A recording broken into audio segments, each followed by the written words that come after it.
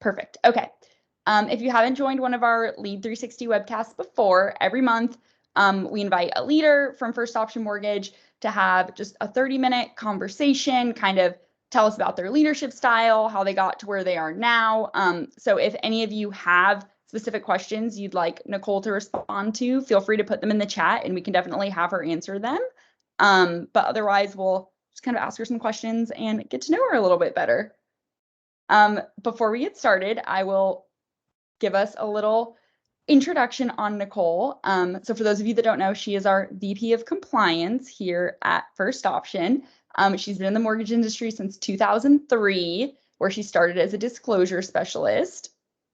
She had no idea what the position was about, except that she did not want to keep doing what she was currently doing, and she was ready for a new industry. Fun fact, she was a college rugby player. So if you're ever looking for someone to mess with, Nicole is not the person. I know she would absolutely destroy me. Once she started printing out disclosure packets and mailing them, she kind of just started asking around to see what else she could learn in the industry. Her boss at the time, who she's still very good friends with, said she would be a great loan officer. So again, had no idea what this entailed, but she jumped right into it. These are the days before you needed a license, so she could actually just jump right into it. She's very successful as a loan officer, but when her boss said she was moving, she asked to join him. She's worked in wholesale and retail companies with multiple investors on the East Coast and West Coast as a processor, loan officer, account manager, business development manager, post-closer, closer, team lead, and in multiple compliance positions. So as I learned on my first day, pretty much any mortgage related question, Nicole is a great resource because she has done it all and seen it all. In her spare time, she enjoys deep sea fishing, traveling to the Caribbean and other countries to collect new stamps in her passport. Most weekends, you can find her mixing up cocktails for her friends while watching college football or attending the Atlanta Falcons home games. She loves taking her retired greyhounds, Bill and Ted, to breweries and around Atlanta with her husband, Tim. So that's Nicole. Hey, Nicole, how you doing? Great. Did I do your bio justice? Absolutely. Yeah, I've done a lot of different things in the industry. I've worn quite a few hats. So, I know exactly what you guys are going through. So in each of those positions. So yeah, it's great. Well, we actually already have a question in the chat that I'm going to start with. What exactly does the VP of Compliance do, and why is it or is it not an important position? Okay, well, it's definitely important. So compliance, I had a former chief compliance officer. She would tell us, we are not sales and we're not ops. We are here to protect the company. So that's where our position is here. We're here to support you guys to make sure, things are done correctly and properly. We're following all the rules and regulations. We're also here as a resource for you too. So again, we are here to protect the company. That's what compliance does. So. Okay. So first question, can you describe your morning routine for us? We'll get started with how you get started. Okay, so how I get started. So when I come into the office 3 to 4 days a week. I'm an early bird. I try to get on by 7:30, and I mean in the office on ready to go at 7:30. So get up in the morning, take care of the dogs, or I call them the knuckleheads, get them squared away, and then I hit the road. So morning routines are trying to find a good satellite radio station to get me calm, to get me pumped for the day. I'm honest, I don't check my email in the morning. I just don't. I do it when I get to work. But when I get to work, if I have to really focus on something or I have a big project, typically you'll find me listening to Fish or Dave Matthews, a concert, just to kind of get me going. But Fridays are a big day for me in the sense I've done this ritual for 10 plus years. Every Friday morning, whether I'm in the office or I'm at home, whether I'm driving in or in the office, I listen to reggae music all day. It's Bob Marley, Revolution, all that kind of stuff, because really Fridays aren't a bad day, right? Every Friday is a great day. So that's kind of how I get myself.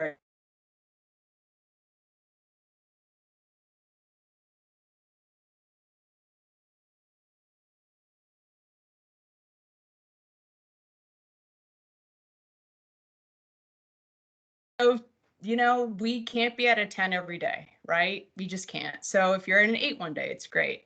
How am I positive? There's quite a few different things. I've had a couple bumps in the road, career-wise and also personally, which I'm sure we'll get into. So, you just have to remember that the sun is going to rise tomorrow. You're here to help people. Your job in this industry is awesome for people to realize the dream of home ownership or, refinancing, and just to be a part of that. I mean, it's pretty awesome. So you really can't sweat the small stuff. You can't. If you do, it'll bring you down. So just don't. So you mentioned bumps in the road. I happen to know Nicole is a cancer survivor.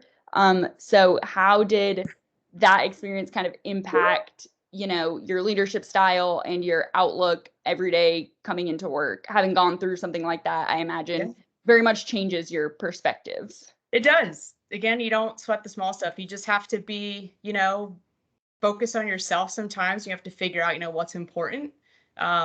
It was something that I never thought that would ever truly happen. Like in the back of your mind, like, maybe it will one day, right? Just family histories and things like that. But when it actually hits you in the face, you've got two choices. You can either put your head in the sand and forget about it and not think about it and move on, or, get ready, buckle in. You're going to tackle this. You're going to do it. You're going to come out on the other side. So I took the opposite in the sense I am not, you guys know me pretty well. I'm a pretty loud personality. I'm a happy-go-lucky person. I don't really say no to a lot of things. But you just take the bull by the horns. You do it. You fight it. At the end of the day, what it's going to be. You just take care of yourself. And again, that has made me realize, my career is important. My health is super important. Being positive is important. And I think if you don't stay positive, it's going to take you to a place where you don't want to go, so you got to find things that, reflect on it. Right. So I'm just happy to be here every day. You never know. Okay. So kind of back to more of a career focused question. Clay wants to know, so you're positioned at the end of the process. What challenges does that present? How do you make a difference with that in mind? Sure. So challenging, compliance is scary. It's that big word, right? They're like, oh, I don't want to mess up. Like, we're not here to be scary. We're not intimidating. We're here to help you guys. We're here to be successful. So, if there are things along the way that, we can help out on, we see, I don't know, you guys are really good with a lot of things. So it's really nice to be here with that. There's training opportunities. You guys have questions about things, or why do we do things, or why is this important? That's what I'm here for. I'm here to answer all those questions. So yeah, we're not scary. We're people just like you. We've been in a lot of these positions, so we understand. You've got title agents down your back. You've got realtors. You've got borrowers. You've got, every person 6 ways to Sunday that wants an answer from you. So we get it. So whatever we can do to help you, that's what we're here for. Can everyone make sure they're on mute, please? It sounds like there's a little bit of background noise. I don't know where it's coming from, so I can't mute that. Oh, thank you. Perfect. Okay, Eric wants to know, describe in 3 adjectives working with Kurt. He's honestly one of the most knowledgeable people I've ever met within this industry. He has an open door policy. If you've got a question, you can go to him. I've done it many times. You guys will see me in there pretty early, like, hey, knock and have a question. I think that it's great that he is open to answer any questions that I have. He's super kind, not only as a boss, but as a person as well. And I just think that he's the bee's knees, if we really want to be honest with you. So technically bee's knees is 2 words, but I'll let it slide. Okay. Check. What do you enjoy most about being in compliance?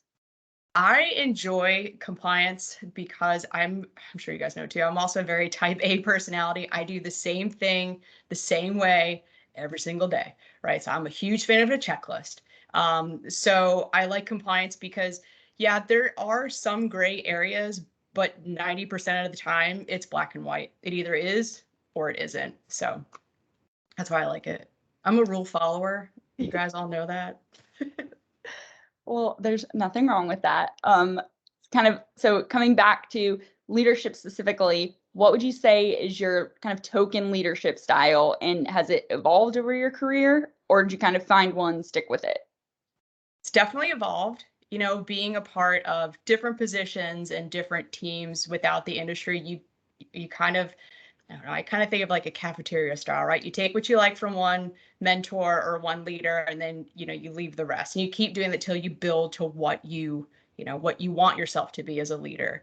Um, I am very open and honest with anybody that's ever worked for me. And I don't say work for, I know I just said that, but I don't ever consider that. I think we all work with each other. I'm just not a person that works well with that kind of connotation, I guess is the best thing. I'm open, I'm honest, and I'm very fair. And if things get crazy, I'm going to be there with you in the trenches. I will roll up my sleeves. I will work late. We'll order pizza. We'll hang out. We'll get the job done. I'm not somebody that's going to say, sorry, you're on your own. Bye. I'm leaving. Whatever I can do, whether it be in just in compliance department or any other department, really, I'm here to help you. So. Well, I'm sure all of the people that work with you very much appreciate that willingness to help. That actually was a great segue into my next question too. You mentioned taking different things from different mentors. I mean, sounds like you had maybe a few, but can you tell us about maybe your biggest mentor and what they taught you and taught you about yourself and how to succeed? Yeah. So throughout the career, I've had different mentors in different positions. I've had team leads. I've had a CEO, a CFO, a COO, chief compliance officer, all that fun stuff, right? They've all taught me at the end of the day to be yourself and to trust your gut and to always speak up if you don't agree with something. Doesn't mean that you're wrong. It just means that you have an opinion. So say something about that. I'm really fortunate, again, to be here at First Option because there also is another mentor that I get to work with here that has known me for, I don't even want to say like 15 years or so. I'm not sure. You guys know him. It's Mike Kiesel. He's the VP of Secondary Marketing. Mike and I have worked together for a very long time. I have gone to him for personal and professional, questions. He is a mentor to me. He's always been there for me to answer questions along the way, even if it has nothing to do with compliance. If I'm like, hey, how does this work with pricing? I'm just curious. He's always going to be there for me. So I tip my hat off to you, Mike. Thank you so much for everything that you've done for me, from being a little account manager with, 5 AEs at one time, clearing conditions, but just also being a voice of reason. So I appreciate you. I don't know. I think he's on the call. I'm not 100% sure, but Shout okay. What is, after a long day, favorite type of cocktail? Well, it depends. I try not to drink Sunday through Thursday. In my mind, that's a school night. I just kind of want to be clear-minded for the next day. Friday and Saturday, all bets are off. Depends where I am, what I'm doing, and who I'm with. Cocktail-wise, I'm a big vodka soda girl. But then, give me a craft beer, call it a day. I'm good. I'm easy. See, I knew I liked you. Vodka soda is my go-to too. Vodka soda, 2 limes. Yeah. What is the most memorable moment you've had in your career so far? That's a great question. So I was working for a West Coast broker wholesaler, and actually was somebody that works here, worked for them too. And I was here on the East Coast working for a West Coast team. So first of all, that was totally hard because of the time change. So I get it, right? Working, I get on at 7:30. You guys are still sleeping. I hear it. But we actually started a disclosure desk. So being the team lead to start this process was a challenge, and I was ready to take it. There was a caveat though. The team wasn't even in this country. The team was in Mexico. So not only do I not live on the West Coast, I don't speak Spanish. So it was a challenge. But for me to get a team in Mexico and to teach them TRID and teach them timings and LEs and CCs and things like that was super challenging. But at the end of the day, it was awesome because the reward was so great. These people knew nothing about this industry. I was able to teach them. 2 of them actually became team leads for that group down in Mexico, and they were, able to do this process on their own. And they would only come to me if they had some pretty big questions. So it was pretty awesome to see that, especially time change and a language barrier and a in Mexico, right? It's awesome. So, and I still talk to a few of those people. So, That's a great answer. You said you still talk to them. How long ago was that? 3-4 years ago. I don't know. Time, you guys with COVID and all, I don't know what day it is or what year it is, right? Like, is it 2022, 23? So I think it's about 4 years ago. So. Well, thanks. That's awesome. So I guess what would you say is your biggest downfall as a leader? Yeah, this is a hard one. Probably, I say yes to everything. I'm sure you guys know. If you say, I need help, got it. Hey, do you think you can help with this? Yep. Hey, I've got a question. Hey, do you think your team can help out? Yep. I just do. Being, coming from a couple different industries along the way, especially early on in my career, you did everything you could and you were a helper, you're a worker bee, you're here to help, you're here to work. So downfall, I say yeah all the time, and sometimes I get in a little bit over my head, but that doesn't mean I'm not going to do it, so I'm the yes person. So I guess my next question was going to be, how do you handle conflict, which leads perfectly into that, because when you want to say no to someone or you have to say no, that can definitely lead to conflict. So conflict is hard, right? It's one of those things that everybody's uncomfortable with, right? Nobody likes it. Everybody wants to ignore it or just put it underneath the rug. So if there is a conflict, I'm sure, well, maybe you guys all don't know. I am from New Jersey, so sometimes that Jersey girl does come out, right? But I have to take a minute. Yeah. Like, you have to really just take a step back. How do you want to resolve this? What's the best way to fix it? And you really have to think of the person on the other end, right? Whether it be a team, a client, a customer, or just a whole situation, right? Honestly, I take a few minutes. I write down some notes, some high points I want to talk about, some things I don't think are important, but I have to get it out. And then I kind of rehearse it in my head before I say something, because, we all know you can't take a lot of stuff back once you've said it. So the way you're going to say things, the way you're going to present it, I just take my time with it. But it's uncomfortable. Nobody likes to do it, but we all do. Is there a moment you think you can look back and say, yeah, that situation, that moment definitely changed me for the better? Yeah. So I guess it was 2009, 10. You guys have to help me out here. When GFEs went away and TRID came in to play, and it was LEs and it was training classes and this and that. And, I was asked to come over from being an account manager to help with this new compliance desk, compliance underwriting, no idea what it was. And it was taking a leap of faith and being like, do I think I could do this? I'm not sure. Like, are you guys sure I'm the right person? But it was a challenge.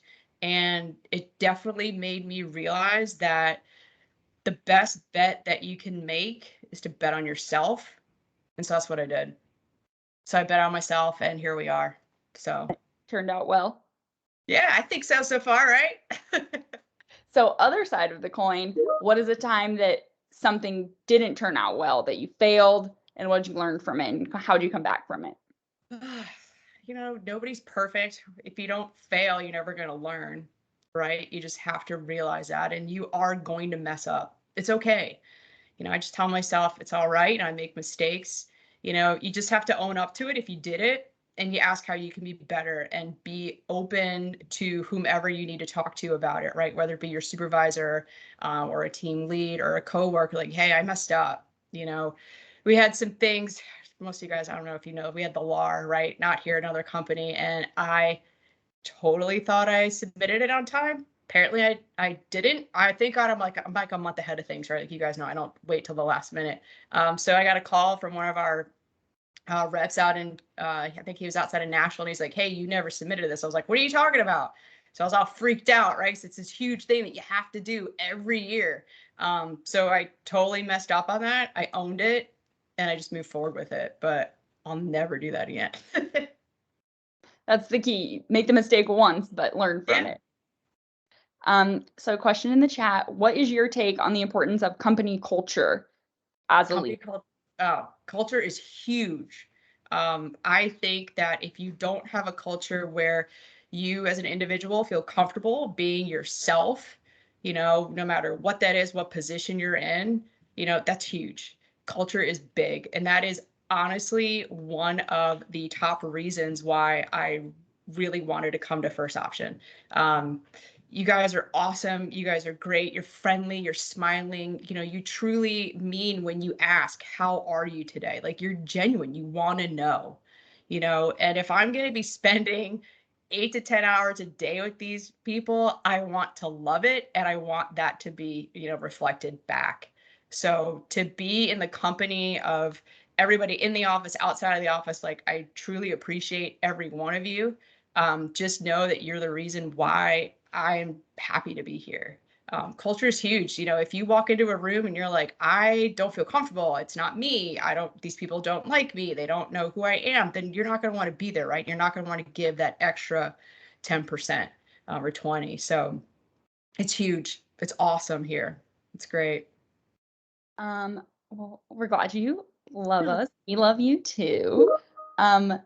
If you weren't in the mortgage business, what would you be doing instead? Slinging cocktails on a beach somewhere. No, I'm just kidding. That was if I won the lottery. Where would I be? I don't know. I mean, like, I like to travel, right? So maybe a flight attendant, right? I don't know. These days are kind of crazy on the airlines. I've been renovating my basement, right? So I think I'm a great general contractor. If you guys need project manager, I can totally help out with that. I don't know. There's all kinds of things, right? Huh? Then you're not supposed to be saying yes to more stuff. I know, right? But I do all the time. I don't know, you know, just to maybe run a dog rescue. You know, as you said, you know, we have retire, you know, greyhounds here. So that was something that I wasn't in the plans to get to, but hey, we did. But, you know, to help out, you know, help out somebody who's less fortunate, or animals or things like that. So I don't know, sky's the limit. You know, after you've been through something that is life altering, just, you got to look on the positive side of everything. And what can you do to, you know, just to be happy? So slinging cocktails on the beach. That'll be it. So my last question, and if anyone else has some, feel free to keep putting them in the chat. How do you relax or have fun? You mentioned traveling, cocktails. Is there one like specific treat yourself activity that's like, I had the worst day, I need to relax, I need to have some fun, I'm doing my thing that I love? That's a big question. I like to get my nails done, get my hair done, right? Just to kind of check out, you know, self-care, take care of yourself. Things that I like to do to relax or have fun. Like, if I'm in Vegas, you'll find me in the sports books. A lot of you guys know about that, right? That's where I am. I'm good. I'm happy. You know, on the beach, I like to check out every once in a while. I think that you need to. Awesome. So we have about 5 minutes. That was all of my questions. You answered them so eloquently. We'll pause a second in case anyone has more to put in the chat, but really just thank you so much for joining us, Nicole, and kind of talking through some of these things. It's always so interesting to see how people got to where they are and the different paths people can take. I mean, it sounds like you didn't even start in mortgage. You had no idea this is where you were going to end up. If you really want to know, I started out at Enterprise Rent-A-Car, because what college graduate doesn't start at Enterprise Rent-A-Car? Just like if I were to go rent a car at the airport, you would be the person checking me in or doing something else? Oh, yeah. Yep. And I'll give you all the customer service codes too. So if that ever happens. No, I'm just kidding. But yeah, no, that's right. I worked at the Atlanta airport too. Yep.